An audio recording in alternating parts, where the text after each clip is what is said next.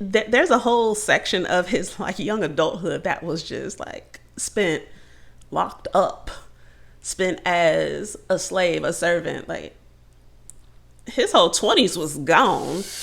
like there,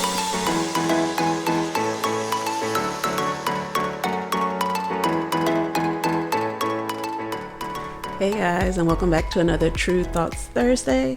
Today we are continuing on with lessons from Joseph, and I'll be going through some of my thoughts on chapters 41 and 42. So, starting with 41, quick recap. This is when Pharaoh has his dreams, and the cupbearer finally remembers about Joseph. And so Pharaoh calls for Joseph. Joseph interprets the dreams for him. And I want to say by the end of this chapter, by the end of the chapter, Joseph is put in charge, basically, of Egypt. He's only like second to Pharaoh. So in verse 16, we have Joseph explaining to Pharaoh that it's not him who's interpreting the dreams, that it's God. So he says to Pharaoh, "It is not in me to interpret the dream. God, not I, will give Pharaoh a favorable answer through me." And what I made note of for that is that Joseph didn't take credit for his gift. He gave credit and glory to God. He made it very clear that he was not doing any of these interpretations through his own strength, his own volition, like where he got himself to where he was. He was very clear immediately that, nah, it ain't me, it's God though. And that is something that I know more people actually need to be doing, is really taking a moment to think about the fact that there are so many things that we have and we do that we think is because of something we did, and it's not. It's literally because God deemed it to be so. So found that really powerful there. Then jumping forward to verses 30 and 31. So Joseph is explaining the two dreams. So the first dream was Pharaoh saw 7 healthy cows coming out of the Nile, and then 7 sickly cows came out right after them, and then the sickly ones ate the healthy ones. And once they ate them, you couldn't even tell that they'd eaten anything. And then his second dream was the grain. There were like 7 heads of grain. I think that's how you say that. And then like they were healthy, plump, and all that stuff. And then immediately after sprout 7 like unhealthy heads of wheat, and those consume the healthy ones. And so in 30, Joseph clarifies that there's going to be, well, it starts in 29, that there's going to be 7 years of great abundance. That's what the healthy cows and the healthy grains stood for. 7 years of great abundance, and it would be throughout all the land of Egypt. But immediately following that 7 years of abundance, there were going to be 7 years of famine. And what I've never really picked up on is like, I understood that, oh, okay, well, obviously the healthy cows and grain, abundant 7 years, the unhealthy ones, famine. Like, obviously, like that is very clear.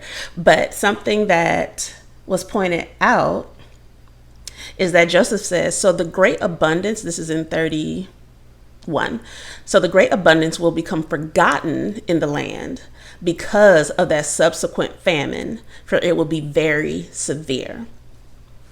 So when we go back to Pharaoh talking about how the unhealthy cows ate the healthy ones. And after they had consumed them, you couldn't even tell that they'd eaten anything. That was God giving the heads up of, not only will these 7 years of abundance be overshadowed because the famine will be so great, they're going to be completely forgotten. That's how bad that 7 years is about to get. And so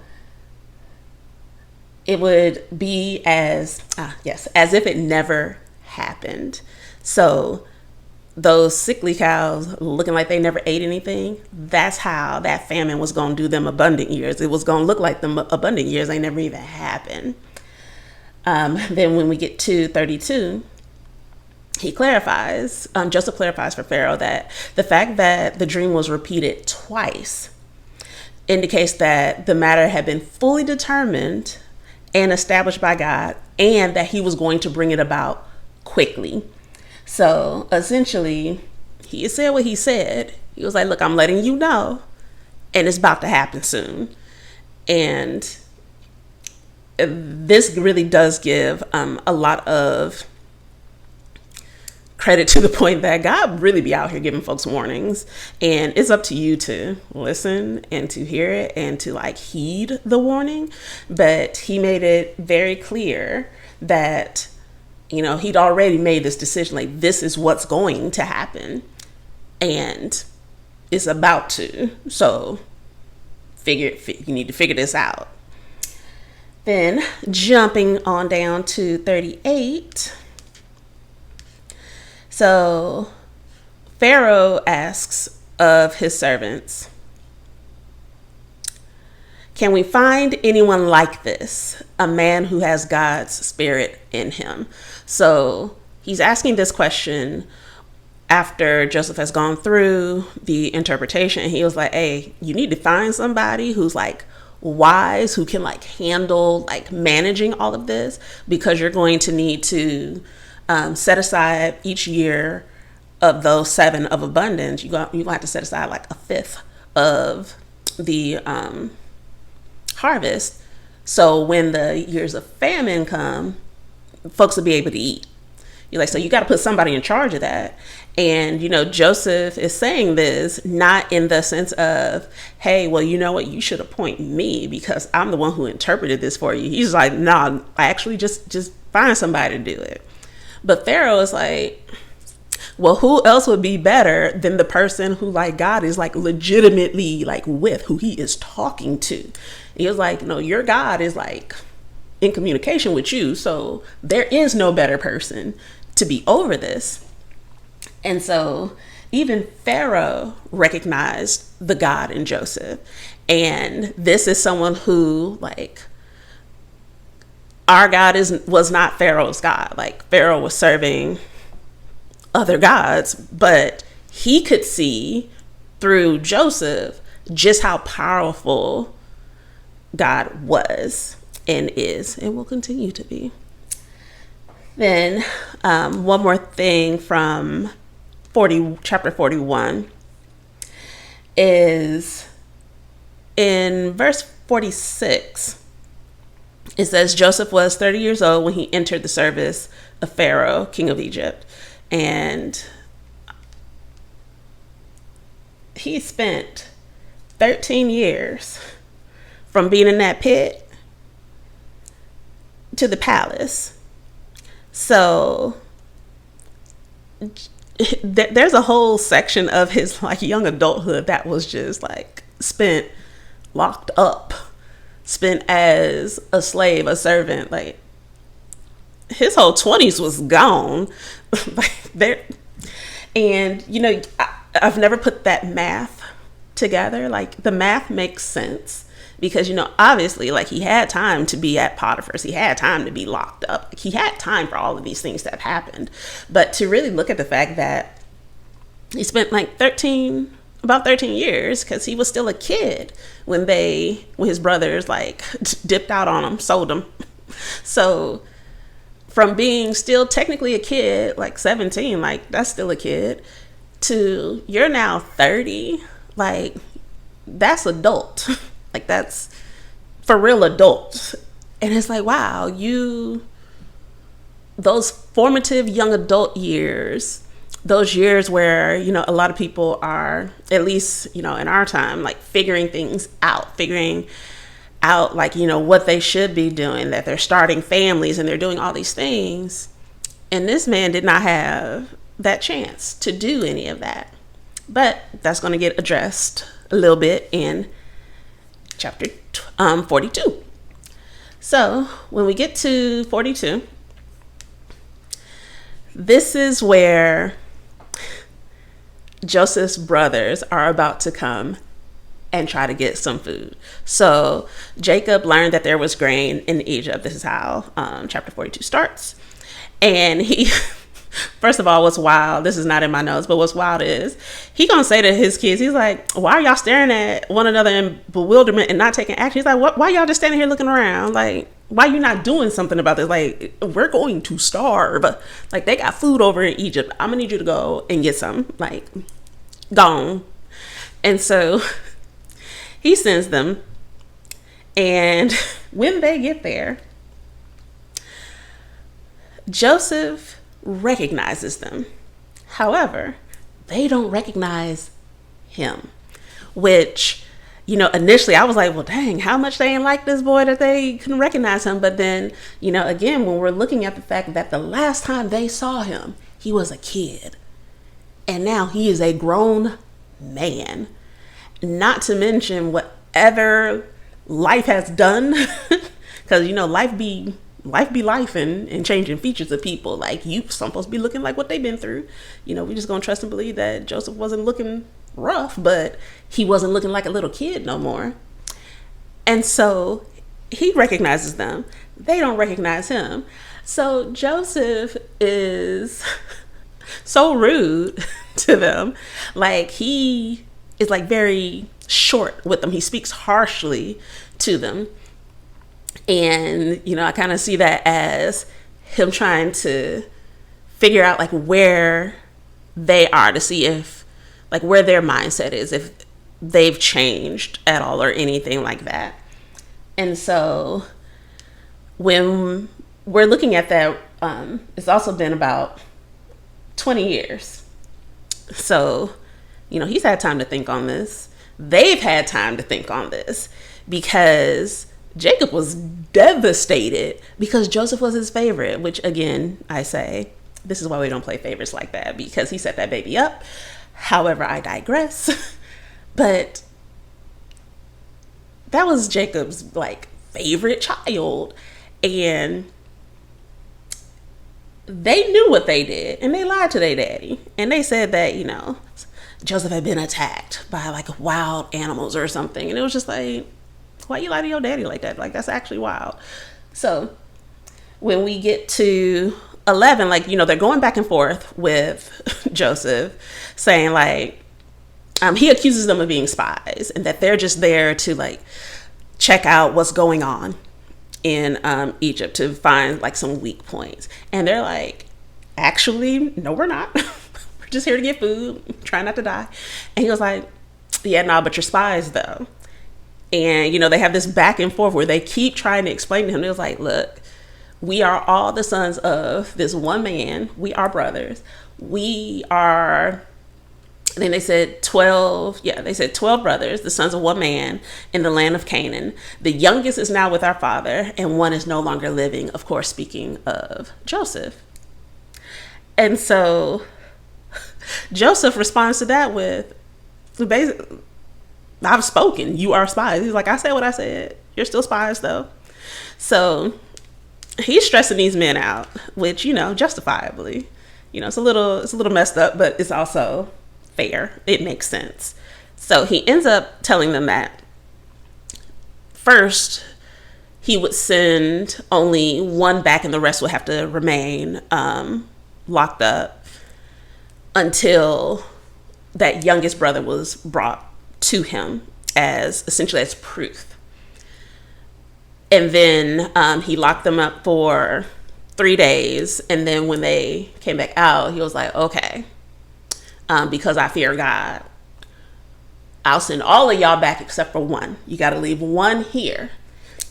And they ended up leaving Simeon, and Joseph had him bound up in front of them. So it's like, so I'm not playing.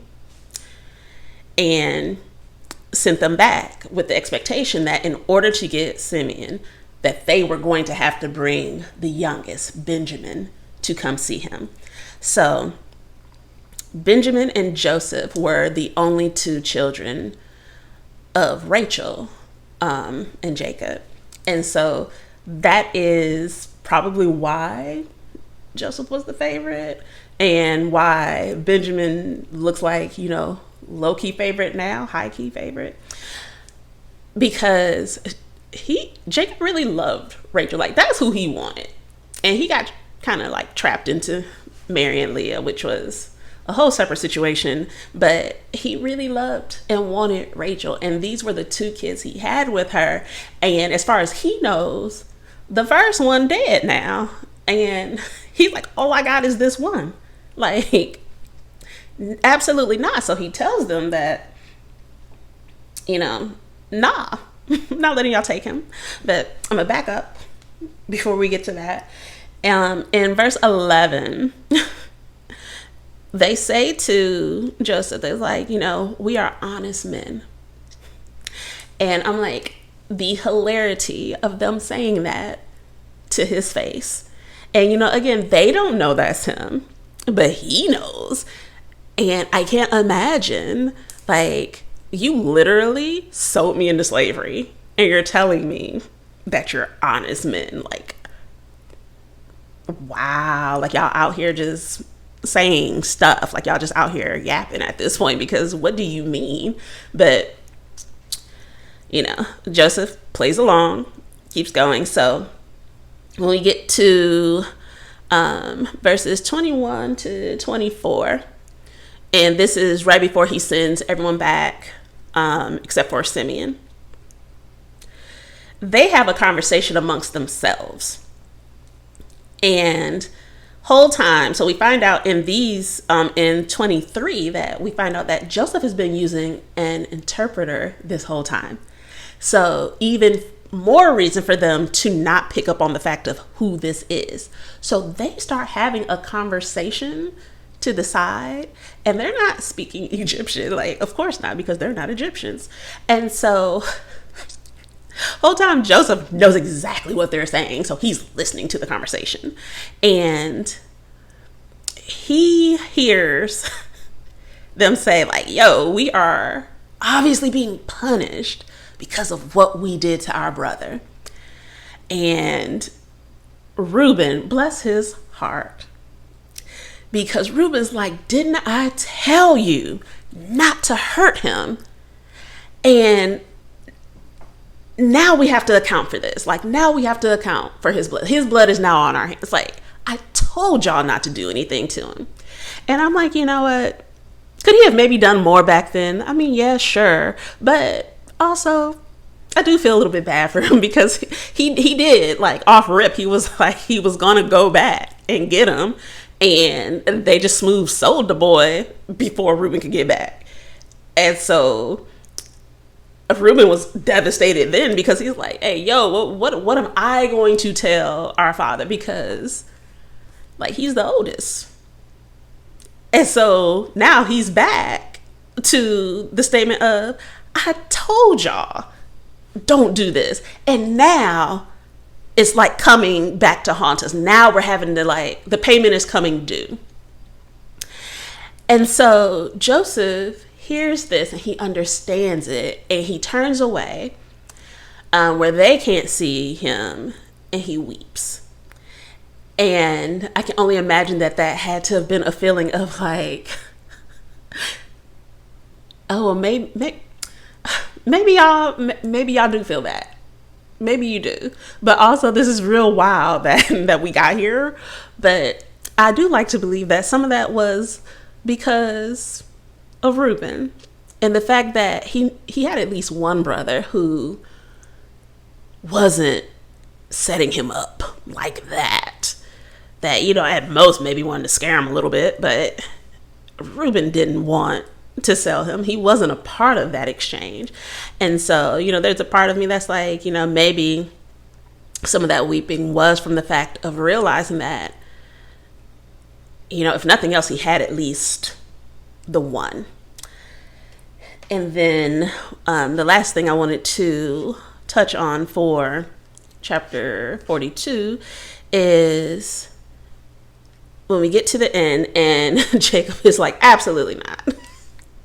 I'm not sending my kid with y'all. I'm not sending Benjamin. Like, what's wrong with y'all? Like, what do you mean?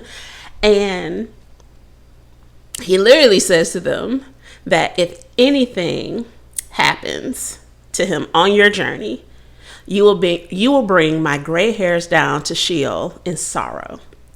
And so I looked up another version, and it said that you would bring down my gray hair in sorrow to the grave. He literally told them, like, no, you will not take this child, because that would kill me if something happened to him. I would die of sorrow. I would die heartbroken, because that's my baby. Like, no, you cannot take him with you. Absolutely not. And can you blame him? It's like the last time I sent one of my kids with all y'all, he ain't come back. So why would I? Because it's not like Jacob don't know that all of them got the same mama, and Joseph and Benjamin did not. Like they had a different mama. Like it's not like he don't know. He their daddy. And so even though, again, it's wild to make it very clear who your favorites are, but literally he sent his favorite child out the last time and that kid ain't come back. So he's like, why would I send the other one out with you? You didn't bring back the last one, and I cannot handle this one not coming back. So 42 leaves us on, essentially this cliffhanger of Jacob being like, absolutely not. I'm not sending Benjamin out there. And so it's like, well, dang, is it over for Simeon? Like, are we just like, we not coming back for him? Like, is he just stuck? Of which, we'll find out in the next couple chapters or so. But I also wanted to point out that Reuben was the one who stepped up and said that Jacob could kill his two sons if he did not bring Benjamin back to him, and that he wanted him to entrust Benjamin to him, and he would ensure that he made it back. And, shout out to Reuben. Shout out to him, because he was trying to be a good big brother. He was trying. Was he succeeding? Questionable. A little bit, maybe not really, but a little bit. He was trying though, and A for effort. Crazy work to offer up your kids like that, but also you done cost your daddy one child.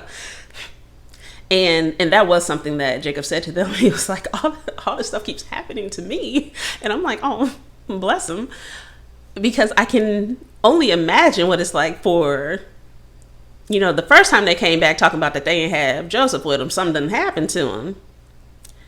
And now they ask him to take this one. And it's like, no. Y'all crazy? Like, absolutely not.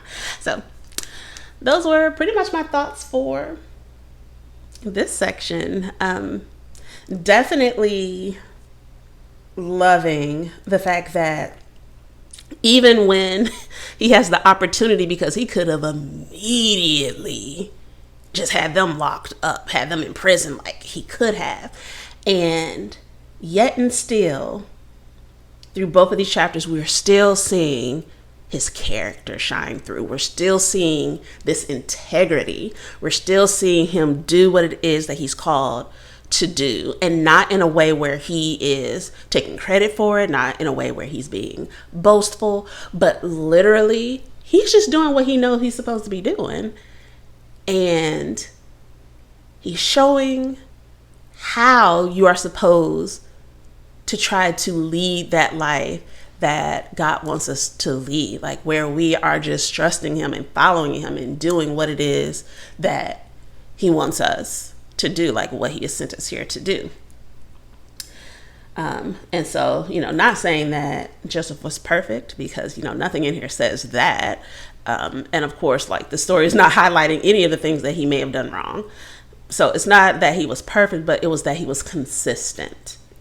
And that consistency, it's really interesting to see that even through this 13 plus years, 13, 20 years of you've been enslaved, essentially, your character didn't change. Like, the integrity didn't go away.